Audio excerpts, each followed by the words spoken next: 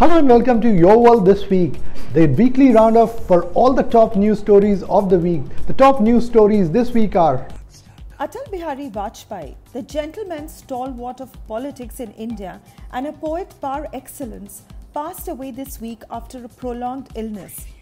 Millions mourned the demise of the erstwhile Prime Minister who carried out the Pokhran nuclear tests and was a key architect in the revival of BJP. He served 3 non-consecutive terms as the Prime Minister of the country. The cremation was done with full state honours at Rashtriya Smriti Sthal in the national capital. Prime Minister Narendra Modi, along with BJP President Amit Shah, walked with Atalji's funeral courtyard. A number of foreign dignitaries, including the King of Bhutan and former Afghan PM Hamid Karzai, were present for the last rites of the Indian leader. Prime Minister Modi paid his homage to Vajpayee, saying, "I have lost a father figure. Atalji taught me vital facets of both Shasan and Sangathan. His noble thoughts will live on and we will fulfill his dreams for the country." Kerala is facing nature's worst fury as the state battles with the severest floods in over 100 years. More than 350 people have lost their lives and 2 lakh people have been left homeless even as rescue workers brave heavy rains to save the residents. All districts of the state barring one are under red alert. Prime Minister Narendra Modi visited Cochin on Saturday to take stock of the situation. The Kerala government said many of those who died had been crushed under debris caused by landslides.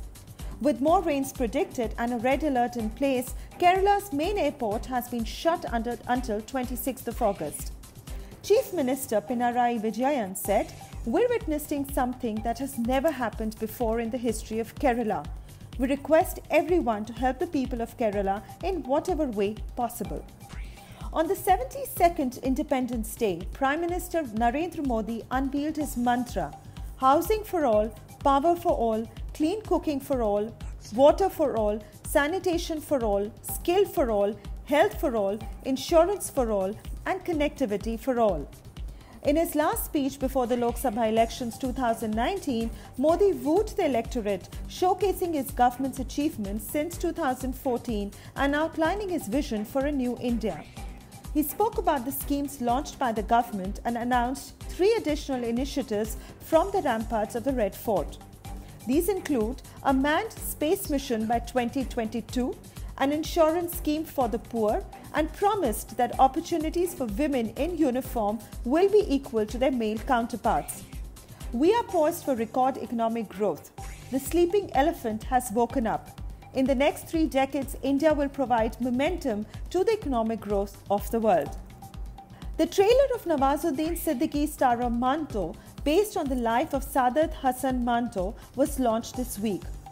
The narrative unfolds as Siddiqui's character oscillates from that of a creative genius to a vulnerable man torn by the country falling apart with intolerance on a continuous rise. The film has been selected for the Cannes Film Festival, and the Toronto International Film Festival delves into his life, an impassioned poet who fights to express what he feels without fear.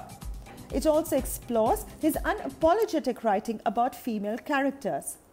Following India's unsatisfactory performance at the Lords in the second test against England, skipper Virat Kohli's test batting ranking slipped to the 2nd spot. He held the top spot for only 8 days, moving down to 2nd place after aggregating just 40 runs in the Lord's Test.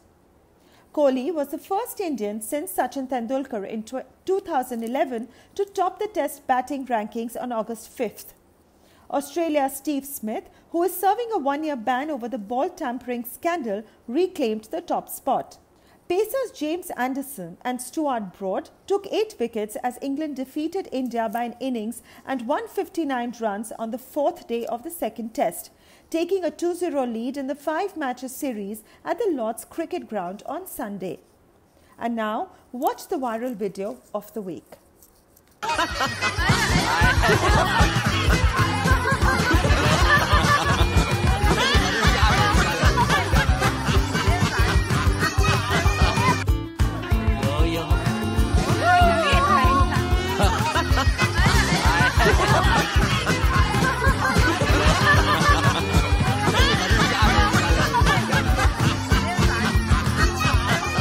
Hope you liked this edition of Your World This Week. We will be back next week with yet another episode of Your World This Week.